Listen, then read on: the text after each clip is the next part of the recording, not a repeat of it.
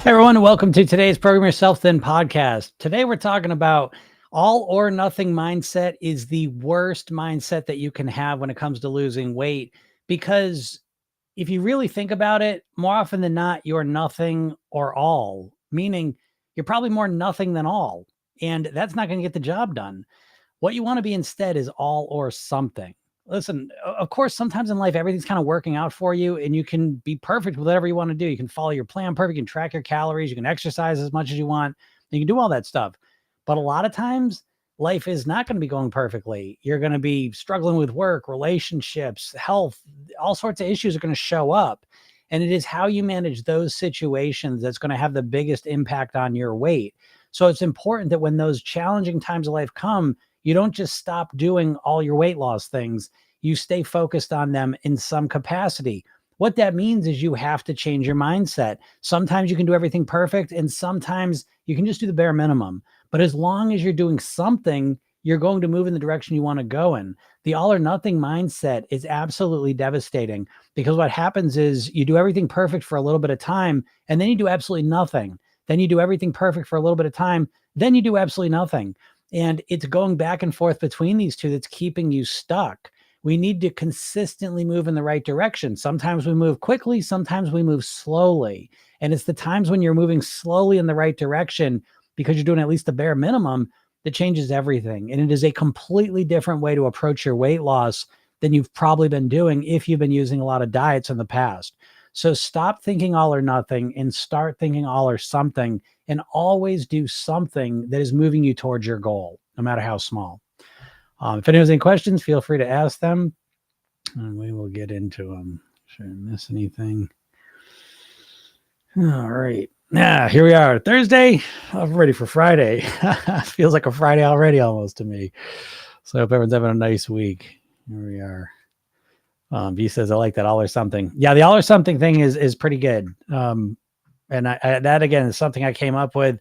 That's an original. That one came up working with people over and over and over again over the years. I've done almost 6,000 private weight loss sessions, and that is probably one of the biggest patterns that you very quickly notice when you work with people with their weight loss is that they're giving it 100% or they're not thinking about it much at all. And not to say they're not thinking about it, because I know you're always thinking about your weight, but you're not really taking much action to change things. And what you have to do is you have to build yourself to get so upset that you finally jump into one of these plans, extreme 100% wise on day one. And again, you can only do that for a little while. It burns you out. So when you start thinking oddly, right? So I always use like, again, all or something thinking kind of represent this way. This is the all or nothing. This is the nothing. This is the all. And what happens is you jump up to doing everything perfect, and then you jump down to doing nothing. And basically, because you approach it that way, you never move forward. You know what I mean? Like, because you do the all for a couple days, couple weeks, usually, sometimes a couple months, and then you do the nothing for a couple months, a couple, couple weeks, couple months, couple years, and it keeps you stuck, if not getting worse. So all or something, as opposed to that, is again, you still do your all sometimes, right? Sometimes everything's working out for you, so you do your all stuff, move forward in that way. But the big difference is when you go back to not feeling great and you're still doing something because you're still improving, and then you do your all periods, then you do your something periods, you're still improving. Then you do your all in periods, you're improving, then you do your something periods, you're improving. So it's like, this is how you move forward. And if you look in your life at anything you've gotten halfway decent at, it's because you consistently do it. And you got good days and bad days for sure, but you're always in the game. And the example I was using yesterday is being a parent, right? Being a parent, you can't be all or nothing, and you can't be all either. You can't just be this perfect parent who always shows up 100%. Impossible. So as a parent, you're all or something. If you're in a relationship, you're all or something. You can't be all the time, and you really don't want to be nothing. So again, you do this in other areas of your life, work. All right. You're not going to be all the time, but you can't be nothing. You can't just skip work, for weeks and weeks at a time. So again, we do this in other areas of our lives. We need to apply it to the weight, and it's an absolute game changer because it's one of the main things that, oh my God, it's literally like one step forward, two steps back with the nothingness. So yeah, I hope that resonates with you all, because if you can really absorb that, I've found that to be one of the biggest mindset shifts you can create when it comes to your weight. Truth says, why do we get so mad when we share food? Yeah, we do. I mean, it's instinctive in us. We really are animals at the core, and we evolved in a food scarce environment. So we're better than a lot of other animals in terms of sharing. But yeah, you know, when we in the old days in a food scarce environment, you give up the food, there's a potential it's going to affect your survival. So it's hardwired into us to eat all the food and eat all of it while we can. That's one of the big reasons why really, we've got these old ancient brains that evolved in a food scarce environment, but now we live in a brand new environment. So we need to update our mindset, right? We literally live in like an alien environment, um, considering how we've evolved and the brains we have. And so the environment now is a food abundant environment. Not only is it food abundant, but it's hyper palatable, addictive food abundant. So it's a double whammy there. And if don't upgrade your mindset to succeed in that environment, weight loss is always going to feel like a struggle, because what you'll experience if you don't upgrade your mindset is you'll have your old mindset that wants to eat everything in sight, especially fat, calories. It wants all that stuff, sugar, and you're always just going to fight against yourself. But when you upgrade your mindset, again, it starts to be able to deal with this new environment that we find ourselves in. And I think that's the way we got to deal with it. But one aspect of that old mindset is, yeah, we share food with someone we care about. It hurts a little bit, right? It's an instinctual thing, so you can work on it. It'll always be there, but you can get better with it. Yeah, B says that hits on all areas of life too. Absolutely. That's tremendously outstanding advice. Thank you so much. You're welcome. I'm glad you appreciate that. It is good advice. It's one of those things. I talk a lot about mindset, and what I like about mindset is the fun part of it is that, I think dieters are you've been trying to do this for so long that you're always just trying to fight against yourself and force yourself to think, feel, and act different ways than you do.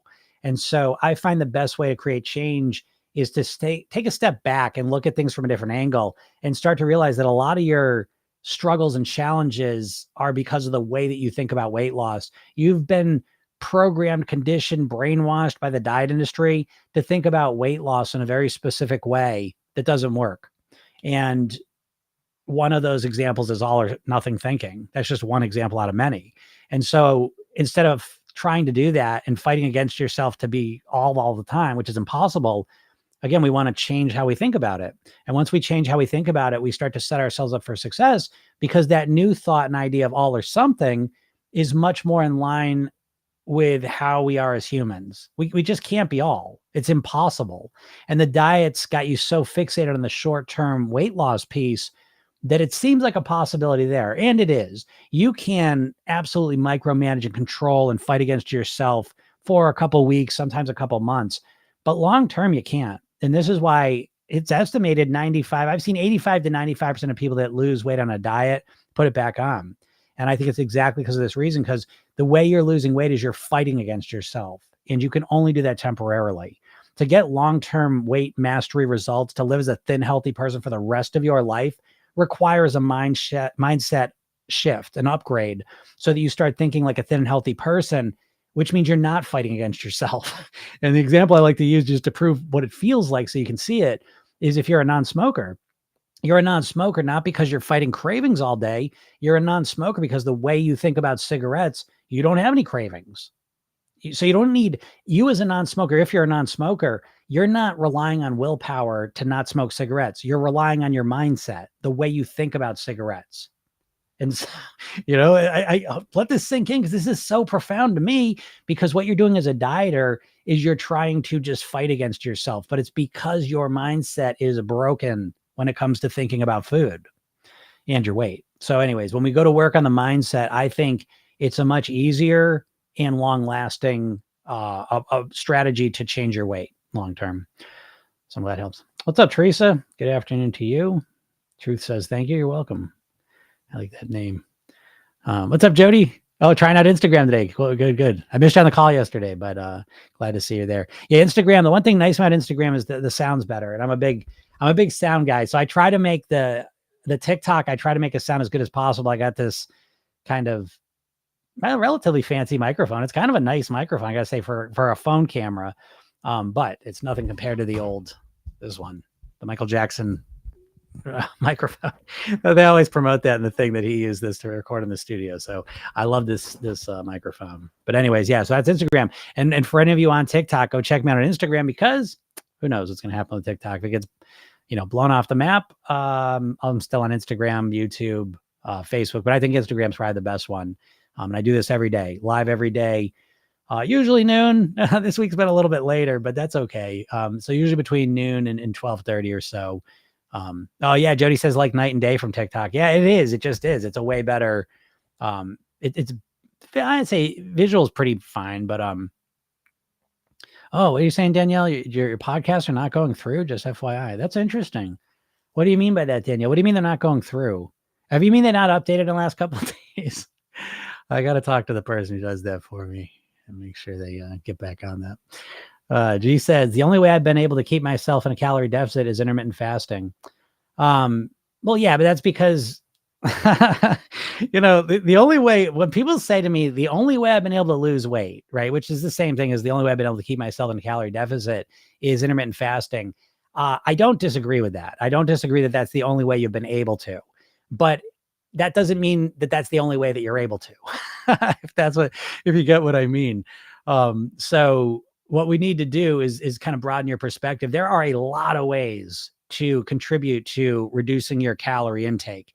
And right off the bat, I don't like the word deficit. I don't like it because deficit, you do not want to run in a deficit for the rest of your life. It's just a weird framing of things. And so deficit implies that the norm's up here and I'm going to be down here. And so right off the bat, mindset wise, it feels like deprivation. So me personally, the way that I frame the calorie thing, because you obviously have to reduce calories to lose weight. Okay. But I think of it as I need to reduce my calories for the rest of my life. I want to learn how to live at a lower average calorie consumption for the rest of my life. And once I frame it that way, intermittent fasting I intermittent fast. So I use that. I don't do 16 hours. I find that to be unpleasant for me. But I usually fast 12, 13 hours a night. And I've been doing this for 30 years. The great benefit I had is it was before intermittent fasting was a thing. And I kind of did it organically. I wanted to create a bigger window of time when I wasn't eating between when I went to bed and when I stopped eating. And I slowly developed that. The problem with intermittent fasting I have right now is when it's taught as a diet and people try and jump right into a 16-8 routine. And I think it's overwhelming for most people. So I kind of gradually built up, right? The crazy idea. So intermittent fasting is a great tactic. It's one tactic. And so great, use intermittent fasting, but there's lots of other tactics. I use calorie density. I focus on my nutrient density and variety. I focus on feeding my microbiome. I focus on my fiber intake. I focus on structuring my eating. I have clean and pleasure days. So it's like, I mean, I could keep going on all the strategies and tactics I'm using to keep my calories at a lower intake comfortably. So yeah, intermittent fasting is fine as one tactic, but I'm telling you, and I promise you, there's no one tactic that's going to fix your weight. No fucking way. No way. And intermittent fasting is a tactic. Keto is a tactic. Weight Watch is a tactic. Counting your points is a tactic. And what you've been conditioned to do is think, oh, I'm going to do one tactic and I'm going to completely change my weight. No, you're not. Not long term. Yeah, short term you can, but not long term. I believe you need a comprehensive, holistic strategy to master your weight and systematically and strategically reduce the calorie consumption that you are putting into your body on average, and to do it automatically, or at least somewhat automatically. So anyways, that's my thoughts on that. Yeah. I've joined from Pakistan. You're being heard across the world and your word matters. Thank you very much. I appreciate you saying that. That's so cool. I know it's so cool. Being online, I've worked with people all around the world for a while now, but doing the podcast and the lives, it's real cool because there's even more, just more countries kind of coming onto it. It's so cool. It's funny too. Like you really realize across the world, people having issues. It's not just like America, obviously is where I'm from and where I think, but, yeah, it's interesting finding other cultures having some issues with it. Yeah, the podcasts aren't being updated. I'm gonna get into that. Oh, okay, you say, yeah, I listen daily on the walks, and I've been doing them too. So I just got to make sure they're updated. I'll check that out today. Three went up today all at once. Yep, that's how that goes sometimes. That's all right. Deb says, oh, Deb, I know. And I got you, Deb. I was gonna make you a quick video because I have a couple I got a couple options for you, Deb, and it's just easier for me to describe them than it is to write it. But I'm gonna make the video for you today, Deb, and I'm gonna send it to you because I have a couple ideas of what you can do. You already have the $300 program, so I just want you to know that you have lifetime access to that. So I have a couple other options if you want to kind of get into. Well, obviously, you have a coaching option. You'll have kind of the PYT Club, which is kind of a light touch option, just but it's something kind of new every week. And you'll have a Thrive option, which you can. I'll let you know about all that stuff. But I apologize for the delay. I've been busy week. So there it is. CBT will help counseling, thinking errors. CBT, yeah, CBT is great. We Program Yourself Thin utilizes CBT absolutely. I think CBT is great. I don't think it's enough personally. Like I know it's cognitive behavioral therapy is considered to be the most scientifically sound kind of therapeutic modality. And I could see why. I think it's great. And we use it in Program Yourself. Then that's a huge part of our redo technique is inspired a lot by cognitive behavioral therapy. So yeah, huge fan of that. And I think the more you understand that, the more you understand yourself. So definitely. Lil Bex started treating myself better, changed inner dialogue to positive one. Yeah, that's great, Lil Bex. So much. I mean, really, I think the core of Program Yourself Thin, I am a hypnotist. The core of Program Yourself Thin is about changing the inner dialogue in your head. I believe that we are all our own best or worst hypnotists because we're up in our head talking to ourselves 24 hours a day. And unfortunately, a lot of what you're saying to yourself is causing you to overeat and be overweight, ultimately. That's a super simplified version of it. But as you start to understand your inner dialogue, what you're saying to yourself, how you're saying to it, and we start to influence it, because you're doing it all day long. You've done this your entire life. You will continue to do it your entire life. The problem is you don't realize you're doing it and you don't know how to influence it. But when you can influence that internal dialogue, it is an absolute game changer. Absolute, because it's like putting a different hypnotist in your brain. Instead of having the voice you have in there right now, by the way, that's trying to get you to lose weight is very punitive. It's mean, it's aggressive. It's makes you feel bad. That's how it's trying to motivate you. But what it's doing is it's causing you to run to the food. And so the voice that I help people create in their mind instead, I shouldn't say instead, in addition, is to have a more supportive, encouraging coach voice that supports you during this journey. And you can never get rid of the negative voice. I know you don't want to hear that and you probably don't want to believe it. But I think you're going to find that, again, a principle of neuroscience is that established wiring, you can't get rid of. So that shitty voice you got in your head, unfortunately, it's wired and it's going to be there, which is okay. We just need to create a new voice to counteract it, to balance it out. And that's a huge part of what we're doing in Program Yourself Thin, is you're learning how to take control of that conversation in your head. And that is really what's driving the ship so much. So very powerful to be able to do that. So great job, Lil Bex. Dane says, I'm trying to lose weight, but it always has been the same for a month now. Yeah, I mean,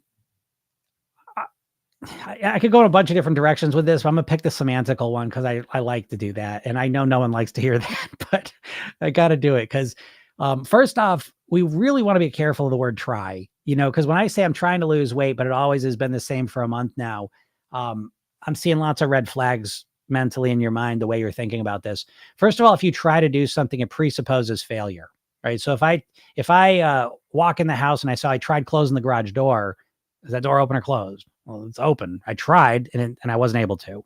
So trying to do something really does imply failure. The second thing is that you can't lose weight. You don't lose weight. You don't gain weight, folks. You don't.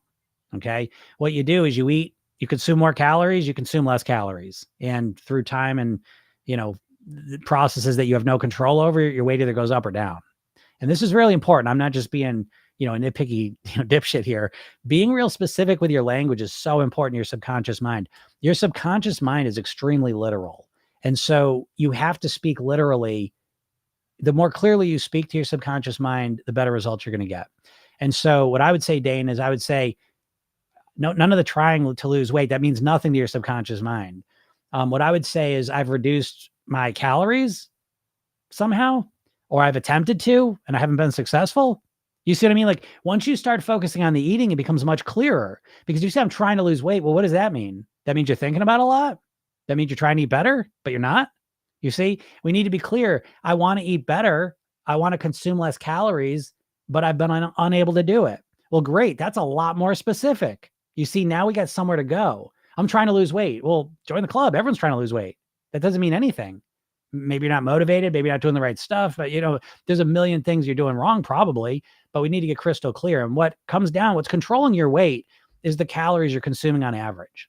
And so you want to get more specific with the language you're using. And you can say, well, I've cut 1,000 calories a day out of my diet and my weight stayed the same for the past month. Okay, well, now that's a lot more specific.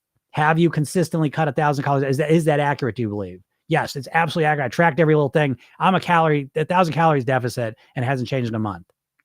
Okay, and that's a different story. So again, be more specific with that question. I can help you out more with it. Sue says, I fast around 15 to 16 hours. Yep. If that works for you, great. What's your podcast? Podcast is called Program Yourself Thin, and it's on all the major podcast platforms. You can also watch it on YouTube. And yeah, that's the replay because I stream live to TikTok, Instagram, Facebook, even Twitter, I think. Why? I think like no one's ever watched on Twitter. I don't know why. Not even, it's weird to me, but whatever. I'm forgetting one of them. I don't know. Anyways, I put the replays, the video replays up on YouTube, and that YouTube is YouTube Jim Katsoulis. The TikTok and Instagram, they don't have replays, so that's not on there. And then the audio is up on the the audio is up on the podcast. Yeah, Mike says there is no try, just do, right? Exactly. Yoda says that. So it's really true, right? Do or do not. There is no try. And I know that's nitpicky. I get that with the language, but you have to be, your subconscious mind in some ways is a little bit like a computer in the sense that with a computer, if you're programming a computer, you need to be extremely specific with what you're programming in. You can't just be vague with it. You have to be very, very specific, and your subconscious mind's very similar. But you can't just be like, oh, I'm trying to lose weight. Well, that's so vague. It just means nothing. So again, when I coach with people, I'm always looking to kind of drill down to get to specifics because it feels better. So much of your weight loss struggles are that you feel powerless because you're looking at your weight loss very fuzzily and vaguely. You're not real crystal clear on what leads to the results you want. You have vague ideas. And the vague ideas show up like, oh, I got to stop eating carbs. Oh, if I'm going to lose weight, I got intermittent fast. I got to count every point if I'm ever going to lose weight. Okay, fine. But those are really vague things. Like not eating carbs is a real vague way to say I have to completely change the way I'm eating. Do you know what I mean? Like, oh, I gotta track my points. Well, that sounds so simple, but the reality of like every day remembering to track every single calorie you eat is a whole nother story. I'm going to stop eating I'm going to start doing intermittent fast. I'm going to stop eating for 16 hours. Okay. Sounds easy. Sounds great. Get it. But let's see how it goes after 3 days. What's it like to not eat for 16 hours for you? How you feel? Right. That's a whole nother thing. And so we tend to do this and again, I'm not blaming you. You've been conditioned by the diet industry to the diet industry is, I'll know where I'm going. I'm going to say it. But the diet industry is the food industry. The diet industry doesn't want you to lose weight. So they teach you half-assed, shitty tactics that don't work. What, Jim? What are you saying? Weight Watchers is owned by Heinz. Jenny Craig was owned by Nestle. Atkins Food Products is owned by the same company as Carvel Ice Cream and Cinnabon. Slim Fast owned by the same company owns Ben and Jerry's ice cream. So these companies don't want to teach you ways to eat less of their shitty food. Right. So what they do is they give you half-assed strategies that don't work, and they're not strategies or tactics. And you try them and you think they should work, but they don't work because it's not enough of the puzzle. You're getting a couple of pieces of the puzzle, not enough of it. SA says, I get really obsessed with weighing myself. How can I stop? I mean, I don't know what that means. Like, are you weighing yourself 15 times a day or something? How often are you weighing yourself? I tend to not think of the weighing yourself in and of itself isn't the problem. Typically, it's kind of like how the way you're doing it, so if you're obsessively, I get what you're saying. I have met people, some people get really, really obsessed with the weighing like multiple times a day. And, the way I look at that is that goes right in line with the way we approach everything and Program Yourself Thin is what state are you typically in? And the state you all are typically in, do you want to know? How can I know this without knowing you? But I'll take a wild guess.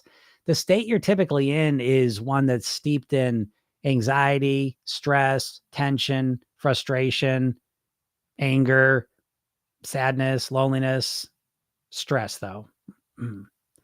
And so getting obsessed with this scale is just one more reflection of that. Binge eating is another reflection of that. Eating the wrong foods consistently, another reflection of that. So a lot of times, like, I don't mind giving strategies to help you on the surface level, but I don't think they're going to last unless you change what's going on under the surface. And for all of you, don't you think if you increased your level of calm and relaxation and peacefulness in your life, don't you think that would be an important piece of the weight mastery puzzle? How the fuck are you going to continue being stressed out, exhausted, tired, and then totally change your weight?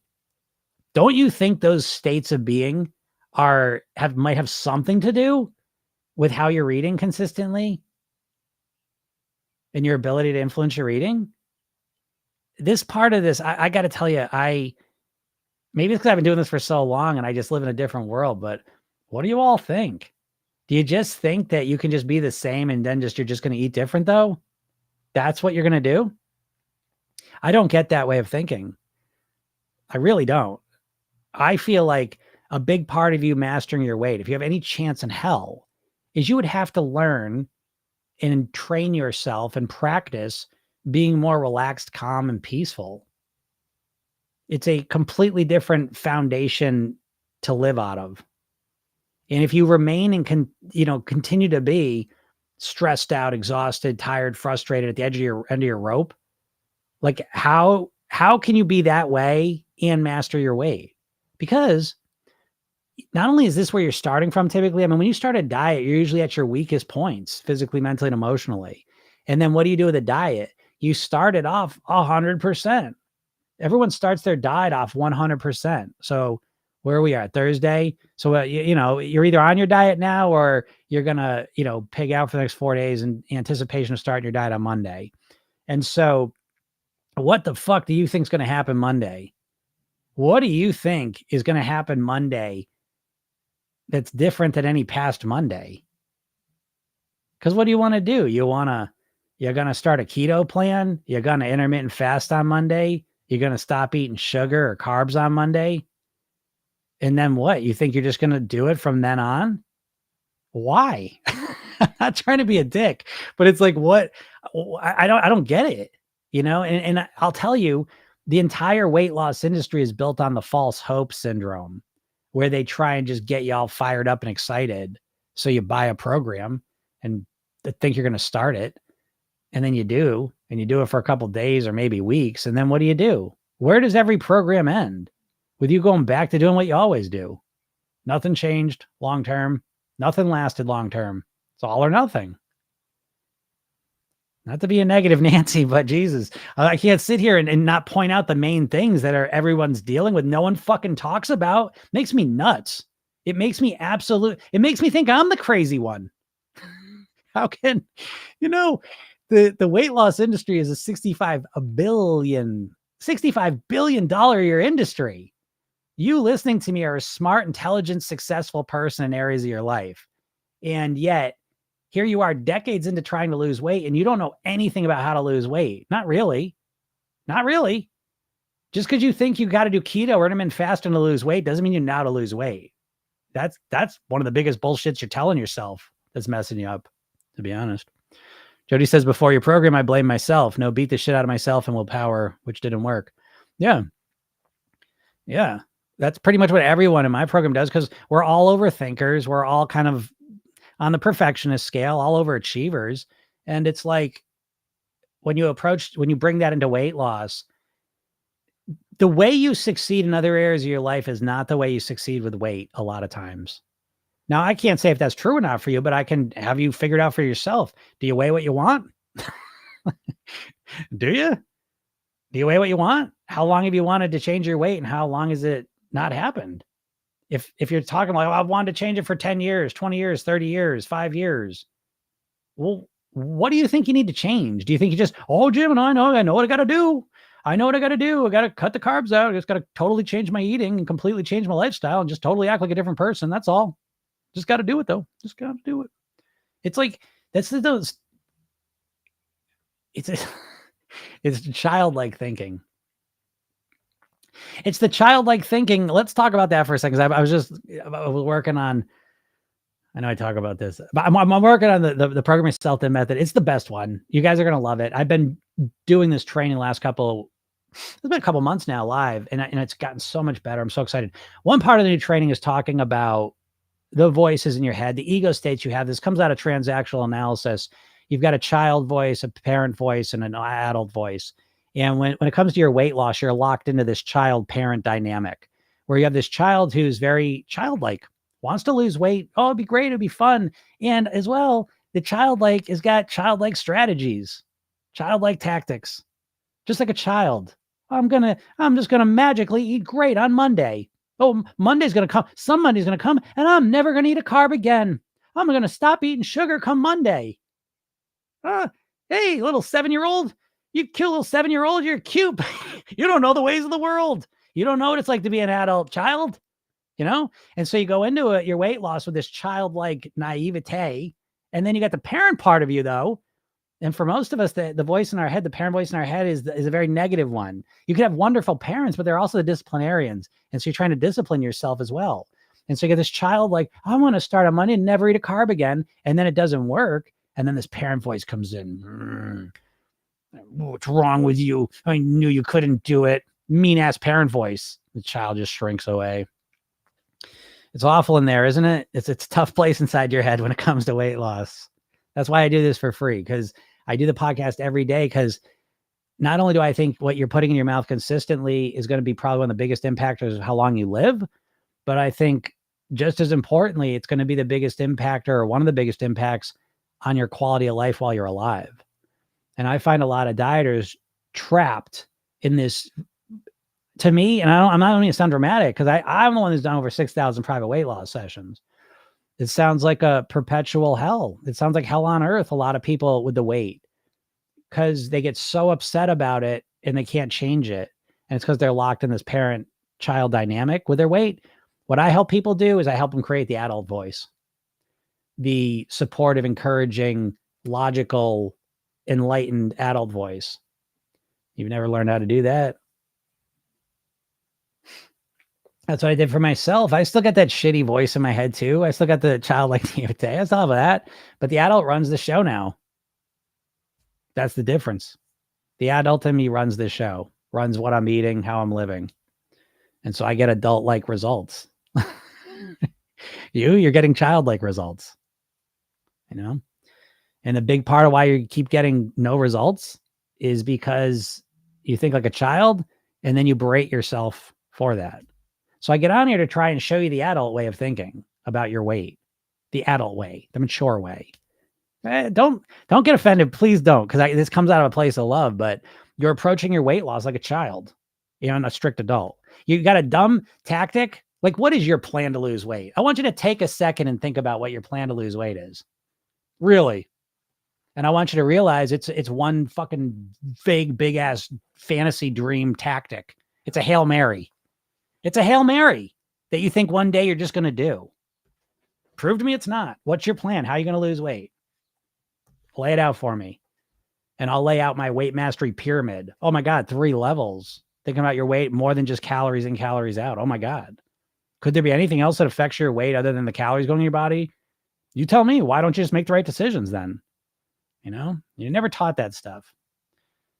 But I'm here to bring the light. I don't mean to make you all feel bad. I'm here to help you out. So, yeah, Fatima says, have you ever been overweight yourself? Yes, I used to be 54 pounds heavier than I am now. So I lost the weight. But the bigger thing than losing the weight is that I've lived at the same weight for 30 years. I had one blip 12 years ago. That's the key thing. You know, that's what I'm trying to point out to you, because weight loss, I'm not impressed by. You know, anyone can lose weight for a little while. The secret is, can you keep the weight off and stay at your goal weight on near autopilot for the rest of your life? That's what I'm impressed by. That's what I'm thinking about and focused on. Just to let you know. So if you are new to my world, go to my bio, click the link, get the hypnosis session I give you, and watch the video I made you. I send you emails. I give you all sorts of stuff. Again, I don't think you'll find anyone that'll give you more stuff to help you master your weight for free than me. Yes, I have a program too, but just the free stuff alone is going to help you. Okay. Again, I'm here to help you. My mission is to help as many people as possible. Heather says, still having trouble really imagining the redo rehearsal in my head. Try self-hypnotic writing. Yeah, Heather, I think that's a great idea. I would try the self-hypnotic writing with it. That's another thing I want to add. Here, let me hold on 1 second. I wanted to add that because I'm redoing the Program Yourself Thin technique training, and you're going to love it. It's so good. And I know I said I was going to do it last week. It's the planning fallacy, and I don't mind. It is what it is, because I start doing it. Once I jump into something, I'm like, oh, I'm just going to redo it. Then I start getting into it. I'm like, oh, I'm going to change that. I'm going to change that, make it better. And it takes me longer than I think it's going to. I just want to write. It can also be writing, but yeah, do the writing. It's fine. And I'll take you through the mindset piece of it next Tuesday. I will take you through how to do it though. Okay. As well. Because you can do both of them, but I think doing the writing will be wonderful as well for you. They're both great. They're both ways to program yourself, whether you write or whether you imagine in your mind, you're imagining in your mind. So some ways just work better for other people. So I listen to the training. I wonder if writing it out would be better for me. Yeah, I definitely think writing it out is great. And I always want to tell people that because I've done that with people. I just haven't really taught it that way because I don't want to overwhelm people. But I'm gonna put it at the end. It's kind of like a little bonus thing. Is how I thought about it. Kelly says I start on a Friday. Who knows how many pounds I've gained every Sunday before Friday? Yeah, starting Mondays or before that. Yeah, I know. Yeah, Kelly, I know. It's funny too because I always joke that Program Yourself Thin's probably the only weight loss program you'd ever start on a Friday, like a holiday.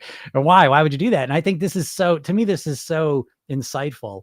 Is that people start Program Yourself Thin on a Friday, on a Saturday because you don't start at 100% tomorrow. You're not going to start tomorrow completely changing your reading.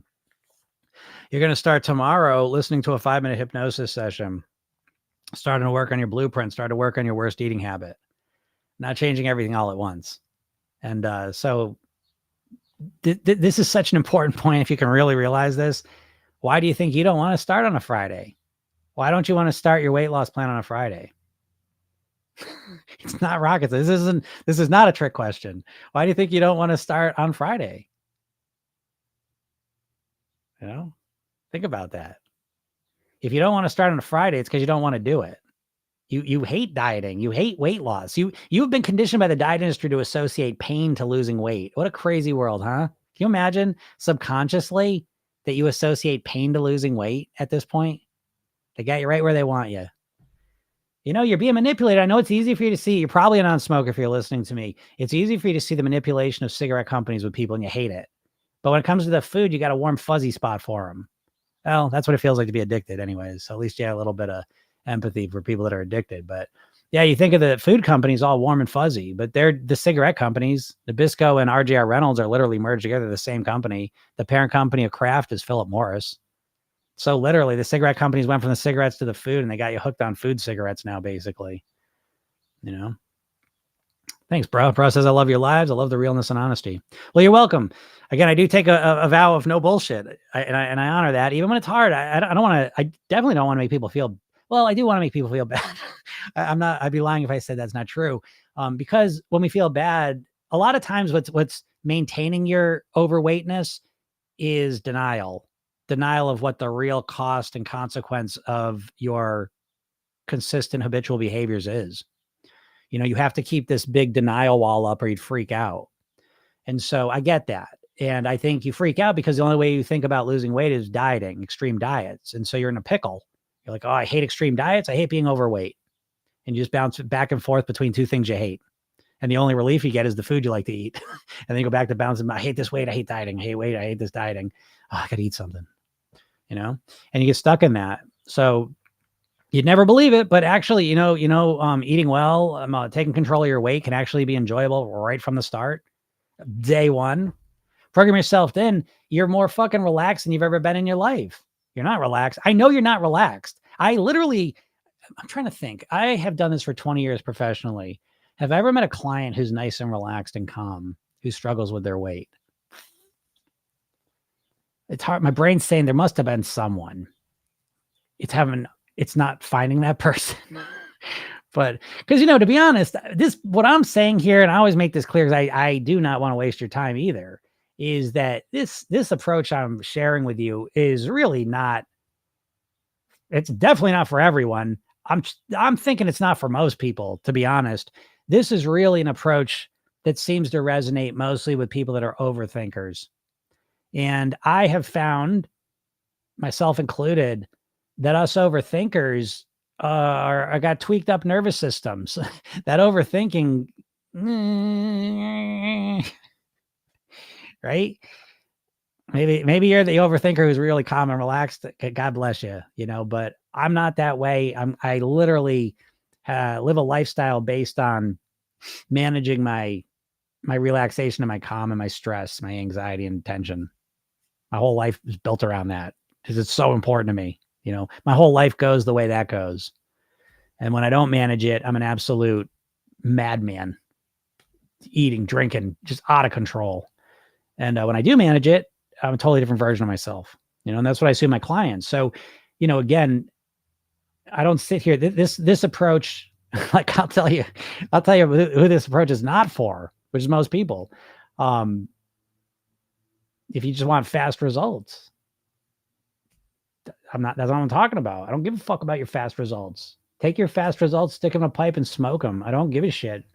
I'm not impressed by fast results. If you achieve fast results and keep it off for 2 years, I'm impressed by that. That I want to hear about. But I rarely see that. I can't even, no one comes to mind that I've talked to. I see people losing weight quickly and then they put it back on. That's what I see. So everything I'm talking about is for people that are more concerned and focused on long-term results. And if that's not you, then this isn't for you. Good news is you'll have no problem finding. Literally the entire weight loss industry is about how can you lose weight as fast as possible. I'm about how can you lose weight for as long as possible. Because I'm going to give you a little secret, and you can either learn it now or you can learn it somewhere in the future. But fast weight loss is completely different than long-term weight loss. Totally different. So yeah.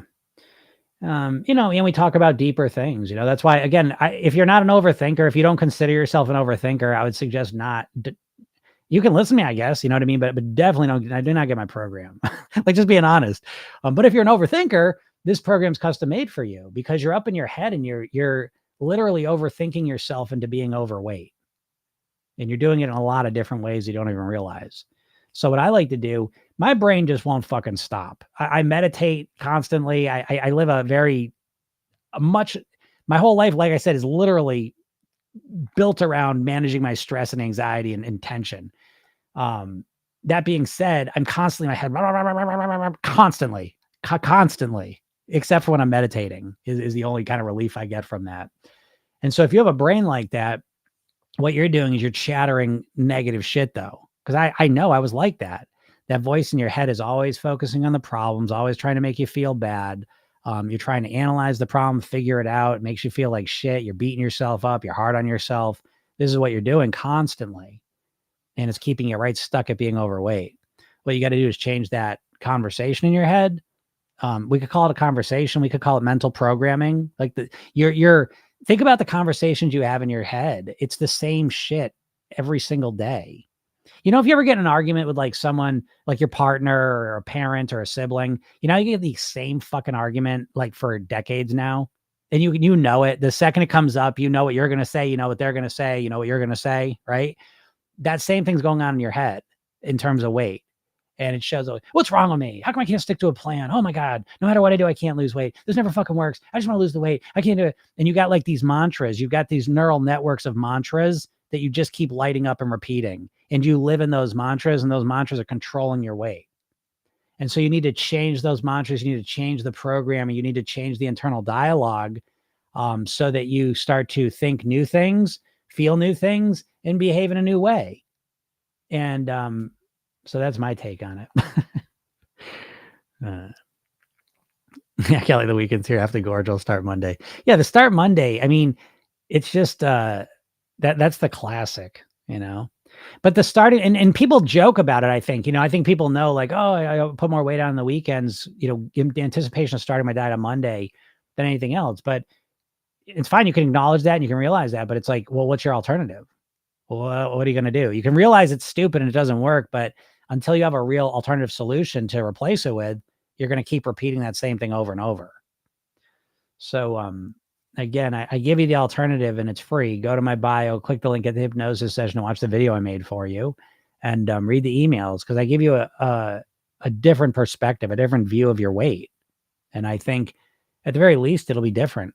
It'll expand your thinking a little. And then you can either say, that stuff's bullshit, the dieting's the way to go. Or you'll start to realize, this is a better way. This makes a lot more sense. Because right now I bet you spend half your day just trying to wonder what the fuck is wrong with you. How come I can't do this? I'm successful here. I'm a hard worker. I think a lot. I'm ambitious. I take action in all these areas of my life. What the fuck? How come with the weight I can't get this? And I think you asked that question more than anything else. And that question is dooming you, Yeah, sweet question. My best thinking got me in this mess. Yeah. Is the blueprint written for us? How much of the program am I planning for myself? The blueprints there's an eating blueprint, a lifestyle blueprint, and a mindset blueprint. And so we start with the eating blueprint because the eating is the number one thing that's going to impact your weight, ultimately. I always say, like, if I could just control your eating, like I put you in jail and I controlled your food, I'd make you lose weight. Fuck your lifestyle and your mindset. It wouldn't matter, right? I'd control your food. So you're not in jail, though. You have freedom. So most people will need the lifestyle, the mindset blueprints as well, to be able to follow their eating plan. But the blueprint it's an outline. It's a concept. It's a philosophy. And so I will tell you what it is right now. It's a structure, a way to think of your eating in a new way for the long term, for the rest of your life. And so the first distinction we make is the distinction between clean and pleasure days, right? That's the first goal. And, I say best practices is to get to somewhere, a 5-2 model is what works for me. 5 days clean eating, 2 days of pleasure eating. Some people break it up and do 3 days of clean eating, 1 day pleasure, 2 days of clean, 1 day of pleasure. Okay. So it's up to you. And so it's a philosophy and a bare bones structure so that you can figure out what works best for you, because that's most of the program. The first step is becoming aware of what your eating structures are now. Your eating is structured now. I promise you. You're not every week doing shit totally different. You're not eating totally new, different stuff each week, binging at this time. Then this week I'm binging in the morning, and this week I'm waking in the middle of the night. No, you've got consistent patterns of behavior. So the first step is recognizing what those are, picking the worst eating habit and going to work on that specifically, and then simultaneously starting to build an eating blueprint that really works for you. And we start by making a distinction: clean days, pleasure days.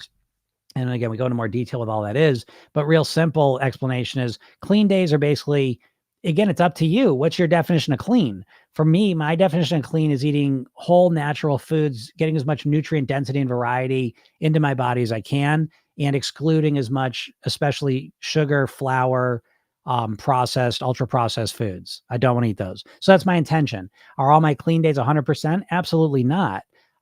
But my clean days, I have a specific breakfast, lunch, and type of dinner I'm going to eat. And I know that the breakfast comfortably gets me to lunch. The lunch comfortably gets me to dinner. Now, I've been doing this for 30 years, so I know now what works for me. But that's what you have to figure out. Hey, what do you like to eat for breakfast? What's easy to make? What satisfies you and gets you the nutrients you need in your body and has the calorie profile to get you to your goal weight? And so that we want to figure out what you can eat for breakfast to get you to lunch comfortably. And then you go to work on lunch. And then once you get that, you go to work on dinner. And you might snack in between there too. We optimize those. So the first step is to create awareness. And the second step is to optimize your eating blueprint. And the optimization goes on forever. But the point is that we're looking to make things easy. So the only criteria you've used to evaluate a diet plan now is how fast will I lose weight? Well, if that's your only goal, the plans you're going to gravitate towards are extreme plans, because the only way to lose weight quickly is to do extreme things. So we need a different paradigm. And the paradigm here is really like, how do you reduce your calories by, on average, most people are 20-25%. How much weight do you want to lose? Right? Because even this, it's, oh my God, I could talk about this forever. I just did this training yesterday, 2 days ago, the eating blueprint. The eating blueprint is so profound. I'm such a more of a mindset person. I've kind of created the eating blueprint over the years too, and I love it, but I didn't realize until someone recently, the eating blueprint itself is phenomenal. It's like, I'll leave it alone. I don't hype myself up too much, but the eating blueprint is phenomenal. It's unique and it's practical and it's real way to master your weight. And I've always kind of like put that in second place because I'm so about the mindset. But recently people are like, holy shit, this is really an interesting way, an effective way to think about how to approach my eating. Because it embedded in, there's so much strategy and psychology embedded into the eating blueprint. But one part of it is, why do we have clean and pleasure days? Because even the pleasure days, you're learning to eat for pleasure. And I know you're scared of that. Think about that. I know you get eat for pleasure. Oh, if I do that, I'm fucked. I'll eat everything. I could never eat for pleasure and lose weight. That's what you're thinking. I know you're thinking that. And if you think that, you're always going to struggle to lose weight. So with the eating blueprint, it teaches you, it allows you to practice and allows you to figure out how you can truly eat for pleasure. And people say, I could never eat like you, Jim. I love food too much. Yeah, fuck you. I love food as much as you do, guaranteed. And I bet I enjoy it more than you. Because you know how you get the most pleasure out of food is when you eat it at your goal weight. And even like what you think you're eating for pleasure, you literally don't even know how to eat for pleasure. So you've been in denial about so many foods that you think you can't eat to lose weight, that you get this big gigantic category of foods that I love to eat, but I can't eat them because I want to lose weight. But once you kind of get rid of that taboo around them and you give yourself the opportunity to say, okay, I'm going to eat this thing. I'm going to eat for pleasure this weekend. And you do it. And you start to realize a lot of the things you really thought were pleasurable weren't. And the things that are really pleasurable, you really start to focus on those. And oddly, I always say this is what makes this so unique, is you're figuring out which foods you truly enjoy the most. And you do not know now. I'm telling you don't know. And you figure out what that food is and you build the whole eating plan around that. Because now what's happening is you're creating an eating blueprint where the heart of it is that you get to eat the foods that you absolutely love, the foods that give you the most pleasure. And so we use that strategically to help get us through the clean days. And this goes into dopamine and a lot of brain neurochemistry and shit like that. But that's kind of an overview of it. That's kind of a simple view of it. So you kind of fill it out because what satisfies you, what you like to eat, what works for you is different than what works for me. So we have the rough outline of originally, let's get awareness of what you eat for breakfast, snack, lunch, snack, dinner, snack. We break it up into those categories. And then we go to work on it, on optimizing it, awareness and optimization. And it's a forever process. But here's the difference between that and your diet. And I don't give a shit what diet you've done. Fucking fill in the blank. I don't care. It's always the same story, that you try and follow that diet perfectly starting on day one. You can do it for a couple days, a couple weeks, sometimes a couple months. And then what? You completely 100% let it go. Just as quickly as you started 100%, you let it go 100%. And you go back to what you always fucking eat. And nothing ever changes. Oh, nothing ever changes for the good. A lot of times it gets consistently worse.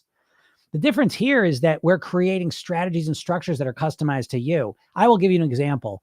And I'm going to give you the example, even though I shouldn't, because you're going to hear it and you're going to be like, that's too easy. The biggest thing I've struggled with in my career is that the way that I help people create change, it's almost anticlimactic, because you've built this big thing up. You think in order to master your weight, you got to fight against yourself. You think of it as a battle, a war, a forever struggle. But that's not real change. That's what the diet industry is conditioned to think. Real change is shit that just kind of happens. It's so funny. I'll tell you about the other one in a second, but I was doing another call with someone I've worked with for a little while yesterday. And I go, how is, and this isn't directly related to food, but they had a lot of anxiety throughout the day, and they were self-generating that through what they said in their head. And they were literally, from the moment they woke up to the moment they went to bed, they lived in a chronic state of anxiety with what they said to themselves. And we were working on that. And it's been a couple months. And I said, hey, how's that thing going? That anxiety you're feeling? She goes, she was silent. I said, what? She goes, you know what? She's like, it's just kind of gone. I don't have that anymore. And she goes, yeah, it just feels, it's just gone. And it's so funny because it's not a struggle all the time. It's just, that's her new reality. And that's what real change feels like. Do you understand? When you're fucking counting days, that ain't a good mindset. You know what I mean? It's like the cigarette smoker who's on day 18 of his not smoking a cigarette. Ooh, okay. You know what I mean? Like that's that's a tough way, because you're so obsessed with the cigarettes. Real change is when I don't want that anymore. I don't know. I'm kind of just, I don't know. I don't really like eating sugar that much anymore, Jim. I don't know. I just, the sugar's just not agreeing with me. I kind of just been skipping it. That's what I have to hear. You know what I mean? It's like, I fought this craving. I got through another week of no sugar. That's not what my clients are saying, So anyways, even that, just the idea of like how you conceptualize what you're doing. It's 180 degrees in the wrong direction. That's all. I'll leave you with that. But again, go to I'm not teasing you all. I'm not doing this. I don't use this podcast to sell my shit. I use it to give you free information. And part of that information in a more structured way that will help you if you're serious about any of this, if you like what I'm saying, is to go to my bio, listen to the hypnosis session I give you for free, watch the video I made for you for free. It gives you kind of an overall contextual alternative to the diets. And I email you every day. And the emails are so good. I got to tell you, I was reading one today and I was like, holy shit, these emails are good. These emails I send you for free were part of a program I used to charge for at one point. I mean, they're really good. And they just cause you to think differently. And the more differently you think about your weight in an effective way, oh, you'll never believe it. It becomes easier to master your weight. Can you believe it? Anyways, I'm a tangent there.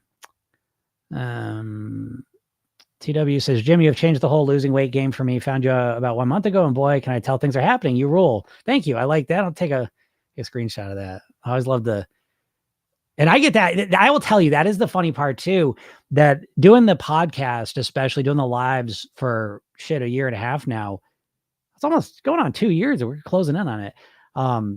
It's cool even that I'm helping people. Cause again, it's when people make the best choice available to them. And I know you're always beating yourself up for not making the best choice, but it's because you don't have a better option to follow. And so when you have a better option to follow, you take it. I always use the example, like imagine your drive to work was an hour long, bumper to bumper traffic through the shittiest parts of town that you hated. Okay. And then one day I say, oh, why are you going that way? There's another way. It takes half the time. It goes right along the coast. It's beautiful. And there's no one on it. There's never any traffic at all. Like how many times would I have to tell you that for you to remember? Not many, right? When a new, better option shows up, your brain says, let's do that. Dieting is not a new, better option. It's a shittier option. That's what you're subconsciously, it feels like, so when you have better options, you take them, and that's what I get out here trying to show you is that there are ways better options. You just don't know about them. Mike says, is not eating breakfast good? No, I mean, I think, to this, and I see Gail, I see you. I said, leaning on the blueprint for eating is such a helpful tool. I have to continue to tweak this. Happy that the mindset work has helped me to stop overindulging on pleasure days. Yeah. Right. Imagine you knew how to eat for pleasure and stay somewhat in control. I know you don't think that's possible because you don't fucking know how to do it. Just because you don't know how to do it doesn't mean it's impossible. My clients are doing this constantly, and it's the harder thing to do. No doubt about it. It's easier to eat on clean days than it is to eat on the pleasure days. That's a challenging thing. We were just talking about this. It's like in gymnastics, they have levels of difficulty to the routine. And so eating for clean is actually a lower level of difficulty than eating for pleasure is a harder thing. But so what? Jesus, are you scared of doing something difficult? Like fucking babies. I tell you, again, I'm not blaming you, but it's like dieters are big old babies. You've been conditioned to be such a baby. And it's like, in my program, I get a lot of like very intelligent, educated people that are successful. And so that's who the program's for, to be honest. And, God, you're not a baby. You're not scared to learn things and take action and work on things. But with the diet, you're never allowed to do that. With the diet, you're just told what to do and you're supposed to force yourself to follow it. But you're not learning things. You're not tweaking it to you. You're not customizing it for yourself. You're not learning. You're not growing. You're not evolving. And so you're just stuck trying to force yourself to do the same shit. And it sucks. And so when you start approaching it and you start using all the fucking qualities you use in your career, in your education, in your life where you've been successful, you ain't using those in the diets. With the diet, you're just trying to whip yourself with a whip to get yourself to do shit you don't want to do. Doesn't make any sense, So again, with the overthinkers, that overthinking is your greatest tool or your worst weapon, I suppose, it's how you use it.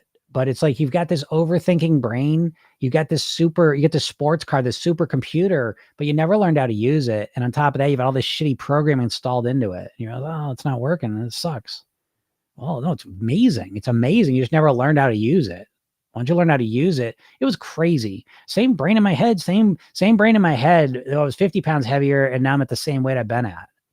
I was stressed out, binge drinking. Now I don't. You know what I mean? Like, it's like, how do you go from one to the other?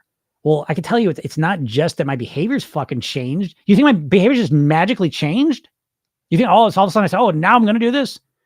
That's such a simplistic way of looking at things. And I think it's one of the reasons why people struggle so hard, because the diet industry is just jerking you around. Just do it. Just do it. Just change everything. It just change your entire life tomorrow. Oh, that's it. I just got to completely change how I eat and live, and everything will be better. You're just going to change everything. This is the silliest. But is not eating breakfast good? It's good and bad. You know what I mean? Like, if you like eating breakfast and it makes you feel better, then it's good. If you don't like eating breakfast and you feel better when you don't eat it, then it's bad. You know, it's up to you. It's not good or bad. There's no good or bad. There's only what works for you. The one exception I say to that is that I believe you got to structure your eating. I've never seen anyone not structure their eating succeed. So, you know, the weight registry study, you all should check it out. Okay. That's a great database of people that have successfully lost weight and kept it off. And they kind of survey them and looking for best practices. And so one of the questions they ask them is, do you eat breakfast or not? And I know I'm going to blank this answer, but I think it was 60 or 80. I confused the scale weighing themselves every day. I think it's 60 or 80% of them eat breakfast every day, but I think it's 80% because I think it was really high. But that means 20% aren't. You know what I mean? So again, there's no right or wrong. There's only what works for you. So if you eat breakfast, that makes you feel better. I like to eat breakfast. I feel a lot better eating breakfast than not eating till noon. So that's what I do. Some people may feel better not eating till noon. Great. But imagine this. What a crazy world. You get to decide for yourself. Oh, the expert's not going to tell you what you should do. You got to stop with that shit. There is no expert on you. You're the expert of you, which isn't to say that you got to learn stuff outside of yourself for sure, but you got to bounce everything off of you. Imagine you're like me. And if you don't eat by 8, 9 o'clock, you start to feel kind of down and tired and not great. And then you're told though, no, you have to wait till 12 to eat. You gotta not eat for 16 hours. If you want to lose weight, the fat burning happens the last 2 hours of the 16 hours. If you're going to do that, what are you doing? You're wasting your time. So I got to do that. And so now I feel like shit every day for 3-4 hours. And then when it comes time to eat, I can't control my eating. I'm so hungry. And that's what I got to do though. That's what they told me I got to do. That's how it feels like shit. I don't like this, but that's what I got to do. That's what they said I have to do. That's what Dr. Fung said I have to do that if I'm going to lose weight. No, you don't. You got to do what fucking works for you. I mean, it's just, there's this marketer, Dan Kennedy, who always talk about most people are walking around with their umbilical cords in their hand looking for someplace to plug it into, right? Looking for a mommy. And it's like, that's what you're all doing with the weight loss. You're not using your fucking brains. You're so smart and you're so like action oriented and you're so resilient and ambitious in all these other areas of your life. But then when it comes to weight loss, you're just like, well, I gotta not eat for 12 hours. Oh, I hate this. And it's like, you're told this shit and you just keep trying to do it. And it doesn't even work for you, And it's like, you keep beating yourself up that you can't get yourself to do some shit you don't want to do, that you don't like doing. And it's like, you can wipe all that fucking shit out in one swoop by saying, you know what? I'm going to start building my plan around me.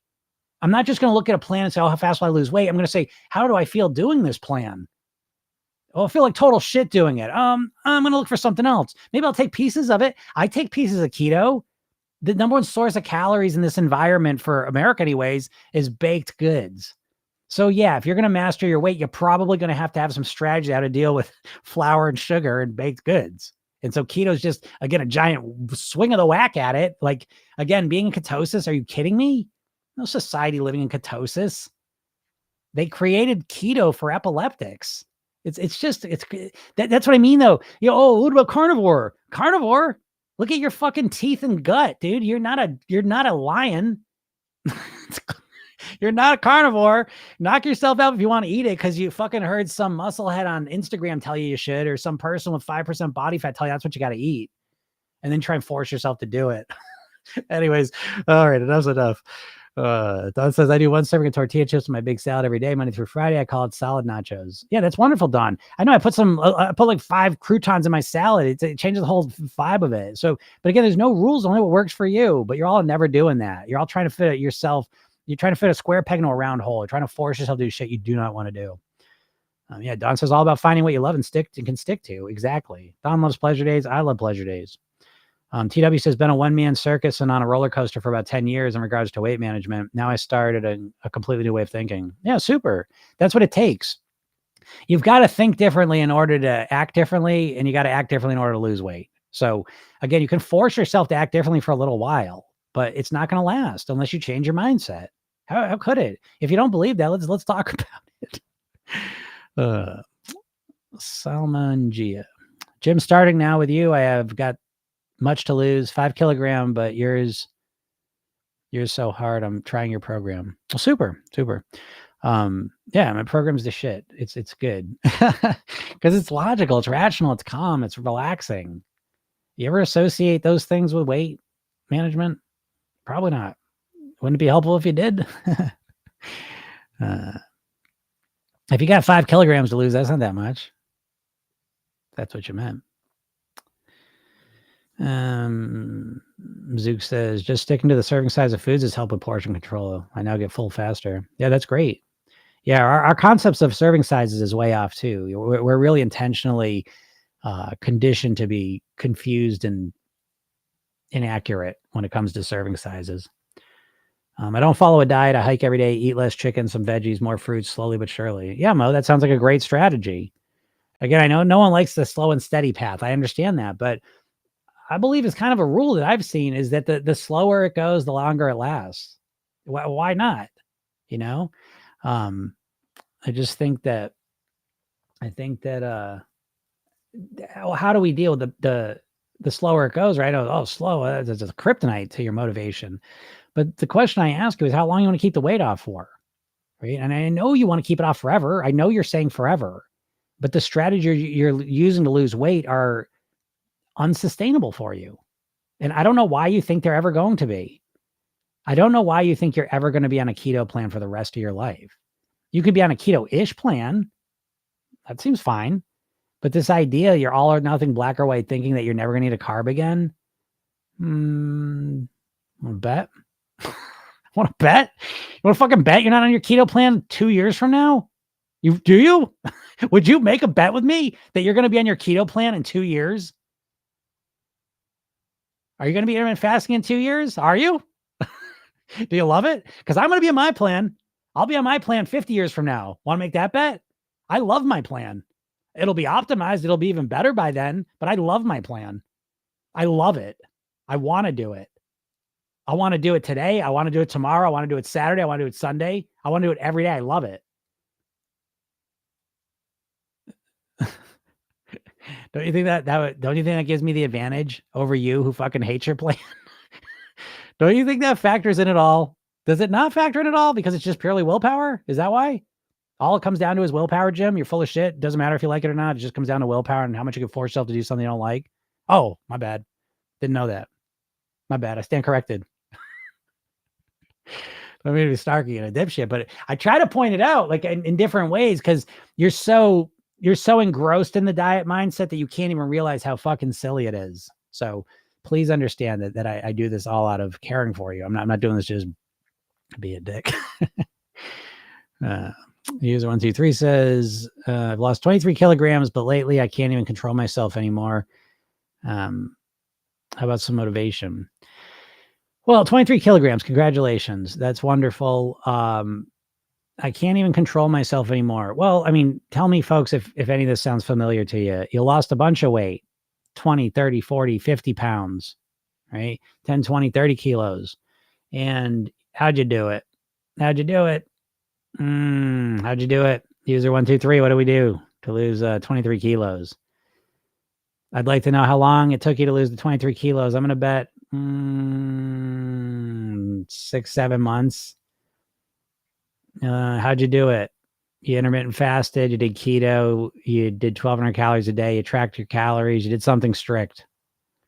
Tell me how you did it, and I'll give you some advice.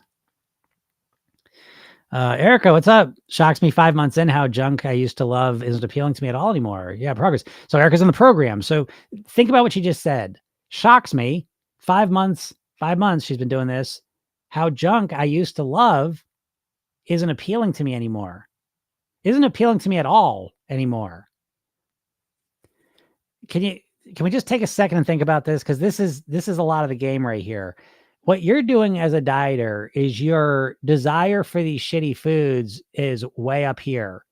And you believe the way you're going to lose weight is to fight against that desire with your willpower and force yourself not to give in to that desire and eat it. Good luck with that, because that's forever. That's for the rest of your life. You're going to have to fight against that desire for those foods with your willpower. That seems like awful strategy to me. So what we're talking about in Program Yourself Thin is that you start to change the way you think and feel about junk food, fast food, unhealthy foods, processed foods, ultra processed foods, in a way that you start to decrease the desire and cravings for them, so that you don't have to rely on willpower to not eat them. You just don't want them. Again, back to the cigarettes. Why are you a non-smoker? Why do you not do heroin and drugs and shit like that? Why do you not go on shopping sprees? Why? It's not because it wouldn't be fun maybe in the moment, but because there's a consequence that's front and center in your mind. The way you think about those things, your brain focuses on the consequences. Oh, I don't want to do it. It'd be fun, man. I don't want to do that. And then when it comes to the junk food, your mind goes right past the consequences, right to the desire for it. And it's all because of the way you think about it. So great job, Erica. That's wonderful. It is a nice place to be. What's up, Connie? Why does this guy sound like Light Yagami, kind of? Who the hell is Light Yagami? I love when people say who I sound like. That is the weirdest shit. Or when people are like, oh, he looks like this guy or he sounds like this guy. And then I go and look, I'm like, oh my God, that's crazy. Because sometimes it's accurate and it's weird. So I'll have to look up, I don't know who Light Yagami is, but how much is normal to lose each week? I mean, it just depends. I mean, there's no normal. There's no normal, just to be honest with you. You know, and if you read any weight loss studies where they put people in metabolic labs and track every calorie in and out with a group of people over a month, 2 months, 3 months, what you'll realize is the weight loss people achieve is drastically different. So something you should really install into yourself is that weight loss is extremely unpredictable and inconsistent in the beginning, in the short term. In the long term, it becomes much more consistent and predictable. And so how much is normal to lose a week? Well, it depends what you do.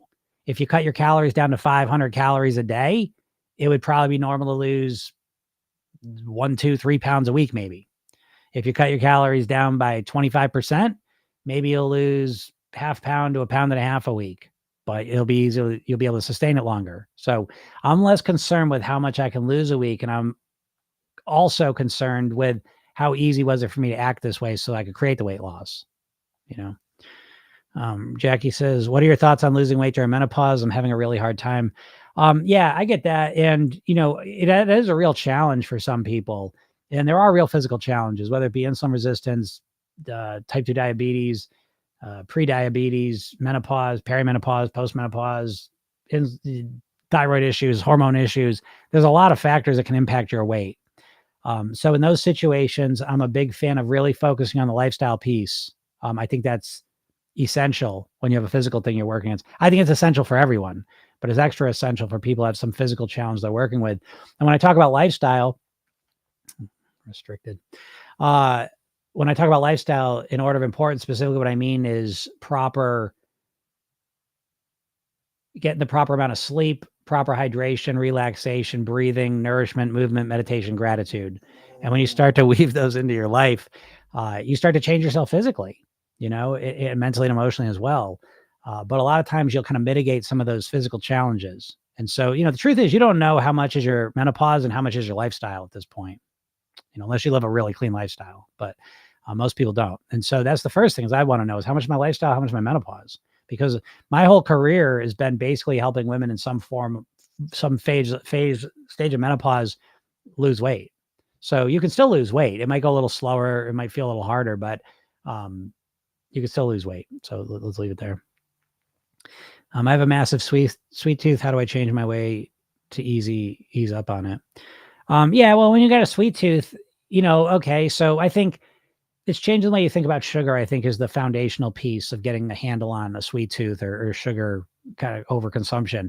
So again, I think, you know, watching a 10, 20-minute video on YouTube about what sugar does to your body within 5 minutes, 10 minutes, day, 2 days of when you consume it, I think that's a good starting point. Because I think the way you're thinking about sugar now, you're minimizing it. And it's like, oh, sugar, oh, sweet tooth. And it's kind of like, it's funny and it's kind of fun and all the rest of it. But I think when you really look at what sugar does to you, it's a more sinister story. Like it just is too, sugar is like the tobacco of 1950s. It was like people are doing it and they know it's not the greatest thing for them. Then it's not that bad. It is that bad. When you're overdoing the sugar, it's awful for your body. So you don't think that way though, and so instead of trying to think, because what you're asking me is like, how can I still think about sugar the same way I do and just, have more control over it? Well, you can't. You got to change the way you think about it. You got to see sugar for what it really is and what it's doing to you. That's the first step. Because if you think sugar, it's not the greatest, but it's all right. It's not that big a deal. Like as long as you think that, yeah, good luck. You're going to keep eating it. But once you realize what it really does to your body, your mind, your emotions, that's the starting point for really getting a handle on it. And I like sugar as much as anyone, but I think way different about it now. So I'd suggest. Raisin says, I love eating fruits for breakfast, but now they all talking about protein at breakfast. Oh God, I know. Well, I mean, listen, the protein thing is overblown by 100 miles because what's got protein in it that you think of? Meat, right? The meat industry is enormous. So the meat industry has conditioned us to just over-index on protein. And protein's important. I'm not saying it's not important, but we're out of control with it. I'm a vegetarian, pescatarian. People always, oh my God, well, what about your protein? Just so fixated on protein. And it's like, what do you give a shit? When's the last time you took a protein test? You ever heard anyone being protein deficient? Like in your life, right? I mean, it's a big worry. But so yeah, I for a lot of people, protein is satiating. So I'm not against having protein at breakfast at all. But if you feel good not eating it, again, focus on you. There's no right or wrong. It's only what works for you. Angela says that's the key to do what we love. Absolutely. User 123 says, well, I tracked my calories and actually I eat very low calories. Yeah, exactly. So user 123 has lost almost 50 pounds, if not a little bit more, and is now struggling with eating. That's because you've been doing, again, it's the counter-regulatory effect. And I know she didn't say how long you've been doing it. I bet it's been a lot. I bet it hasn't been long. The stricter you are with your weight loss, it's a rebound effect. Metaphorically, the stricter you are with your diet, usually it's a bounce back effect. Okay. So it's like, if you take a volleyball or a basketball and you hold it under the water, if you just hold a little under the water, it's not that hard to do. The deeper you push that ball, the more force it takes. And then when you let it go, the more it bursts back up. It's very much like that with your restriction. The more you restrict your calories and micromanage everything and really hold that ball down, the more you can just expect that at some point you lose focus, you get tired, you get sick of it, you reach your goal, and all of a sudden the ball goes way up and now you can't control your eating at all. It's called the counter-regulatory effect. So it's a real thing. And so the faster and quicker you cut everything out to lose weight quickly, you can just anticipate that right down the road, it's going to get extra hard for you. It's not a long-term plan. What did I do to do it? I tracked my calories and I ate very low calories.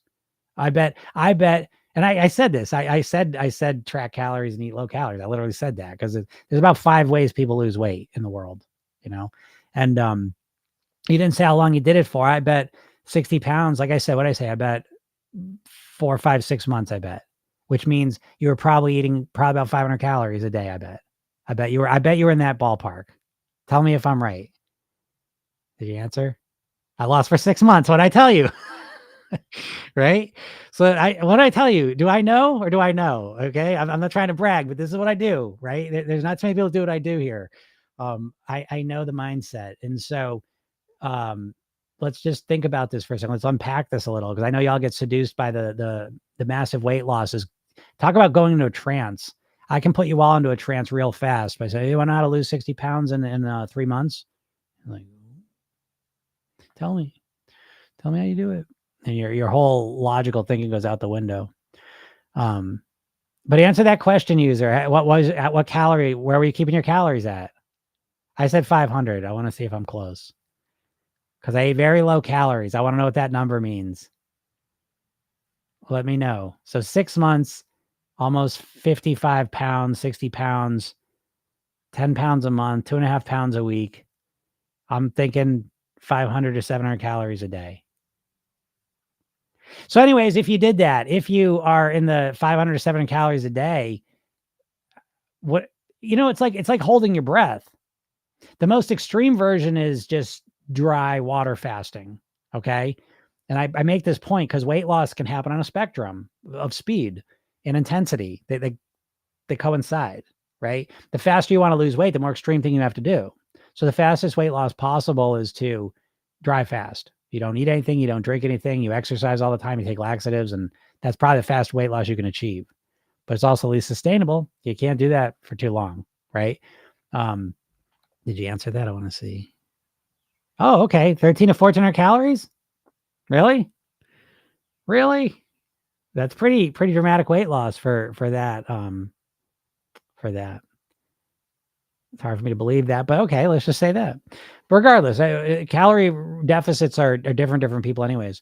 But anyways, it's what happens is we trade the pleasure of the food for the pleasure of the scale going down. And we can do dramatic things when we're in that state. But at some point you kind of get to your goal weight or close to it. And a lot of that motivation, excitement of watching the weight go down starts to fade away. And now you don't have the food either. What do? Well, I'll figure it out. Well, they're not figuring it out. And they had the willpower and fortitude to do this for 6 months and lose 50 pounds. They ain't figuring it out. Now they're struggling with their eating because you never learned how to live and think and eat like a thin, healthy person. You know how to eat like an overweight person, which is what you're doing now. And you know how to eat like a dieter, which is what you were doing for the last 6 months. You never learned how to eat like a thin, healthy person. I want y'all to hear this. This is really important. Your normal way of eating is your overweight way. That's your automatic, natural way. Your diet way of eating is where you basically fight against that, micromanage it. And you have 2 ways of eating: overweight, dieting. But you can't keep dieting. And right now you find yourself going back to the overeating way. So it's really about how do I eat and live like a thin, healthy person. And again, you didn't go into this with the goal of like, how can I eat like a thin, healthy person for the rest of my life? You went into it with how can I lose weight as fast as possible? And now you've got to shift your strategies. The strategies have to become more about maintenance. I would definitely recommend you go to my bio, click the link, get the hypnosis session, watch the video, because it'll give you a different kind of take on how to do this. TW says, love all the content, all the content you share. How can we give back in economically tough times where going into your program is impossible? I appreciate, you follow me, give me some hearts, like I appreciate all that stuff. That's why I do this, because I get it.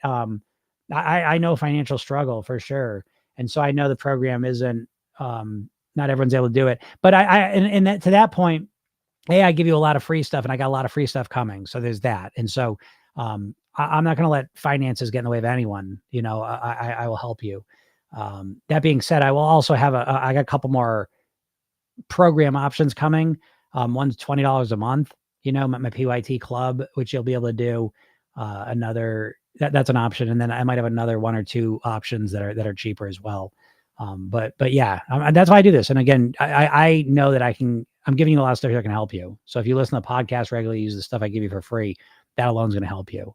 And then if you're able to, again, making a bigger commitment, not only do you get, the program's a program, but you investing in yourself is a very powerful message to send to yourself. We invest in things we value. So I think that is an important piece. Gail says, as a lifelong dieter, I think we need to be patient as our bodies heal and adapt to eating more calories. I agree with that too. I agree. I like that idea of being patient and letting our bodies heal. I think, and letting our minds heal from a dieting mindset. There's a lot of healing that needs to go on, And Gail, I got your email, so I'll get to you in the beginning of the coaching call today. Angela says, sugar is like glass in our vascular system. Yep. That's a great metaphor, Angela. I love that. Sugar is really harmful. You don't think of it that way because it's been a lifelong campaign of them minimizing the effects of it. Again, sugar is right where we're at, where cigarettes were out in the 50s. No one thought they were really healthy, but no one realized nearly how damaging it was. So there will be warnings on sugar things in the next 20 years, guaranteed. It's a big problem. So Eric says, I'm in the PYT program and doing what Jim teaches. It works. Yeah, it does work. As you can imagine, it's not like everything I'm saying here, I'm dropping just pearls of wisdom for an hour and a half nonstop. Obviously that continues in the program. You know what I mean? Like I've been doing this for 20 years professionally, 30 years personally. I'm one of the highest paid hypnotists on the planet. It's 25 grand to work with me privately. I know my shit. I get people results. People don't give you 25 grand repeatedly because you're not getting them amazing results. People don't continue coaching with me for a long time because I don't get results. They don't keep using my programs. They don't get results. It's like, this shit really works. I'm not just sitting here making shit up. I didn't just get certified last month and now I'm here talking this. I mean, clearly You've never even heard anyone. No one can even do it. I do this every fucking day. You know what I mean? Sometimes I'm like, what am I doing? I do this every day. I do these podcasts every single day for an hour, 2 hours every day. Just no notes. I mean, this is what I do, you know? So yeah, shit works. It was, oh, you're fascinating, funny, great mentor. Thank you. Thank you, Angela. I appreciate you saying that. Yeah. Eric says definitely a nice place to be finally after years of crash diets. Yeah, of course, right? Sylvie says my friend started Zepbound yesterday, but she doesn't look overweight. Yeah, I mean, the body dysmorphia thing's a real thing for sure. User 123. Yeah, I've seen your videos and I think that it's affected because lately I had a bad sleep routine. Oh yeah, okay, yeah, user 123. I mean, again, make sure you go watch the video I mean, because I kind of go through. I go through like kind of the big stuff of the program, and then I've got new stuff coming. So it's like again, you don't have to get the program. I'll still help you out with things, and especially you, because what a great job. You've done a lot of good job, but you got to capitalize on it now because I mean, my whole career is littered with people that have lost dramatic amounts of weight and then put it all back on multiple times usually. And so you can't, for most people, like it depends where you find me. If you find me at the beginning of your journey, in some ways everything's good and bad. You know, if you find me at the beginning of the journey, it's good and bad and you got to deal with patience and there's that, but you build up your success while you build up a solid foundation. And then some people find me in the journey when they've already lost the weight. And again, it's good and bad. The good is you don't have to worry about the patience piece of it because you've lost the weight.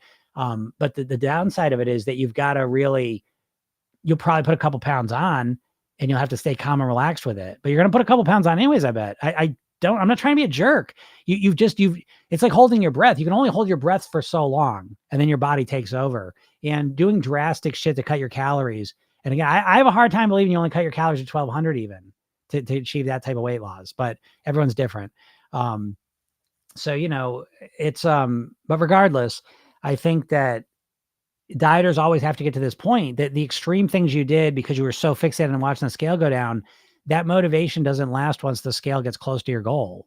The motivation isn't there, you know, and there's a whole bunch of reasons for that. So anyways, I think that now, you know, the challenge is that you've got to realize that as much work as you've done in some ways, and again, you're lucky because you've lost a lot of the weight, but on the downside, you're starting from scratch mindset wise, honestly, like you really are.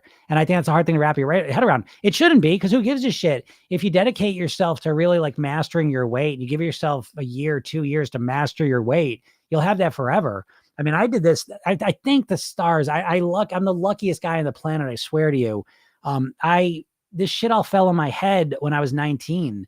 And so, you know, luckily I was always thinking about being older. My dad died when he was 54. So I've always thought about being 54 and age and death and all that stuff's been front and center in my mind.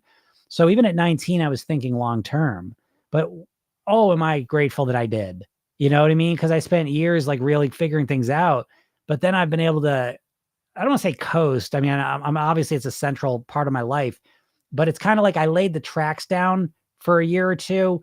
And now it's like, I just need to kind of keep the train going. You know, it's like I laid the tracks going kind of like at a slight decline. And now I just kind of have to keep the train going on those tracks, but it's easier. Like I don't have to steer it. You know what I mean? I don't have to push it too hard. I just kind of keep an eye on it and keep it going. If that makes sense. Because again, my goal for people is not to lose weight. It's to get to your goal weight and then live the rest of your life at your goal weight on near autopilot. I want you to hear that, on near autopilot. That's a huge part of the goal I set for my clients. I don't want you just to lose weight. I don't want you to lose weight where it's really difficult and you have to struggle. I want you to do it in a way where it's somewhat automatic. That's how you get long-term results for the rest of your life. You know, are fat percentage machines in the gym accurate? Some of them are. I mean, that water tank thing seems to be the most accurate. If that's what you're talking about. No, I wish I found you after I lost my weight. Yeah, well, you found me now. Can I contact you on Instagram? I see a hope at you for me. Yeah, definitely. Right. Shoot me a message. You can message me on TikTok, Instagram, or you can email me at jim@programyourselfthin.com. And if you have any questions, that goes for everyone. All right, everyone, I got to get out of here. Again, if you have not in my world, go to my bio, click the link, get the hypnosis session, watch the video, read the emails. I'll help you out for free. All that stuff is for free. Okay. If you like the podcast is Program Yourself Thin. It's on all the major podcast platforms. The video replays are on YouTube. And we do this live every day usually 12:30 Eastern time on TikTok, Instagram, YouTube, Facebook, I guess Twitter or X, whatever. And yeah, and if you're on TikTok, go check me out on Instagram because I don't know what's going on with TikTok. So we'll see. So I don't want everyone to, if you found this, you found hello Ray Hope here. I don't want you to lose it. And also follow me. If you don't follow me on wherever you're watching me, follow me because I put new videos up all the time and you never know, my video might come through and come at just the right time. All right. So go check that out. So all right, everyone. Thank you so much. Have a super duper day and we'll talk soon. Bye.